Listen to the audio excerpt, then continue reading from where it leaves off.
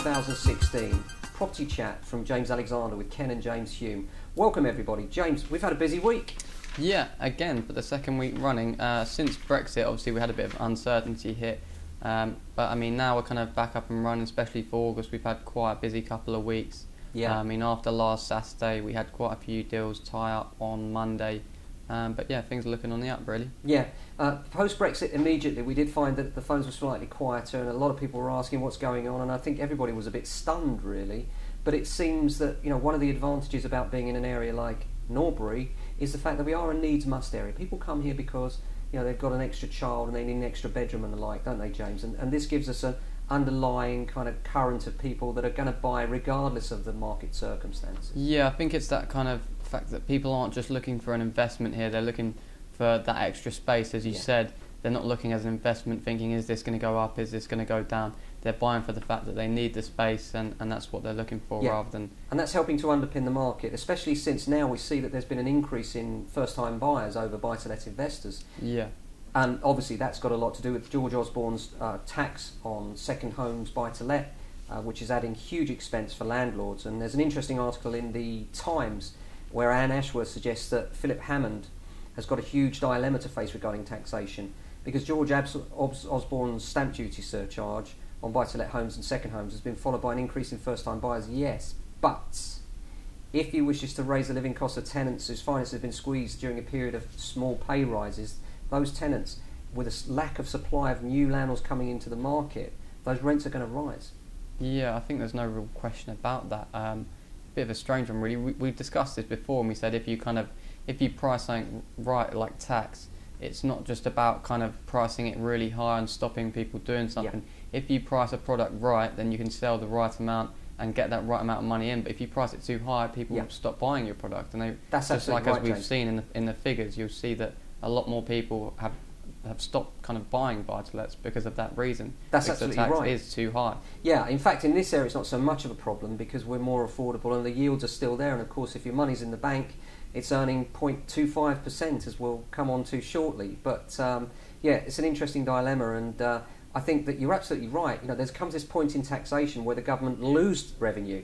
Yeah. You know, such as, for instance, at the top of the market, places like Chelsea and Fulham, buyers there are really falling off and prices have fallen because the stamp duty take is so high that they see it as unreasonable. So the government need to address that, and I think they will, because I think they'll see that actually the tax revenue created by their punitive taxes is lower because less people are actually doing the transaction, doing the deals. Well, I mean, it's not all bad because obviously we get a few more kind of first-time buyers in, which is always good to see. It's nice to see, more people getting on the property ladder, but obviously you need that right balance between buy-to-let investors and just investors in general, compared to those kind of first-time buyers too.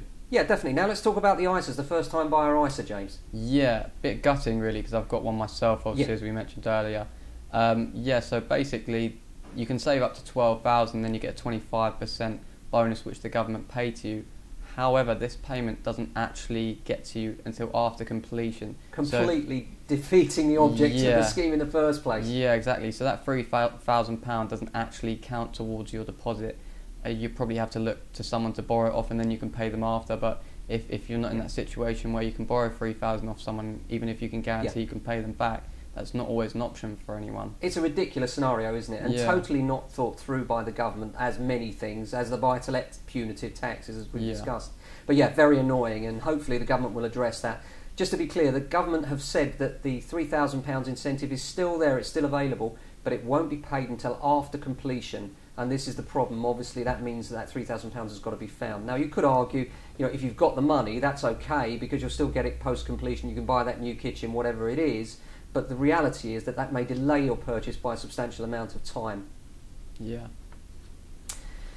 What else have we got this week, James? Next up, I think we looked at overpayment of your mortgage and how that can kind of contribute overall. Yeah, well, this comes down to the fact that interest rates since our last video have come down. Yay! Down to 0.25%, where they've been at 0.5% for, I think it's 7 years now. Historical low that was anyway. And now it's an even lower rate of 0.25%. One of the interesting things that I read into this was when you heard Mark Carney's speech, he said that interest rates will not go below 0%. Now I read in between the lines and think that means there's another drop coming, and I think we'll probably see interest rates hit 0 or very close to that in the not too distant future. And his idea about this is to try and stimulate the economy, isn't it, James? Yeah, exactly. It's to get people spending a bit more and just try and boost kind of the economy in general. Yeah, I mean, he actually said that he wants these cuts passed on to borrowers.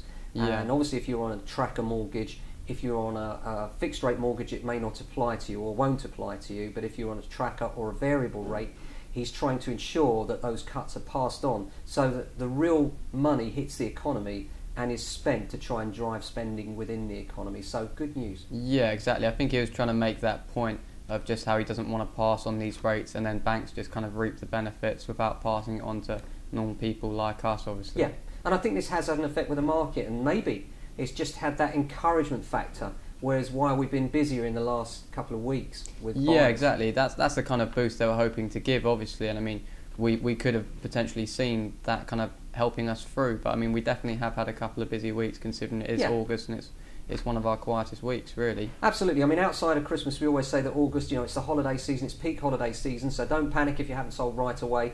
In September, it's what I call the mums market, where, the kids are back from school at the moment. Imagine it rains and then the kids come in with their bikes. All of a sudden, the children are bigger, the bikes are bigger.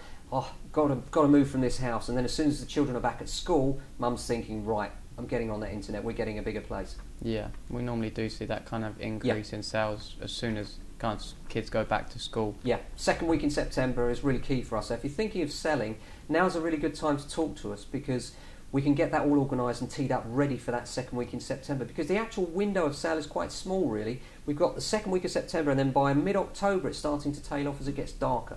Yeah. Thanks for watching, everybody. Hope you've enjoyed the video. Please do like and share. That's what makes us do the next one. We'll speak to you again very soon.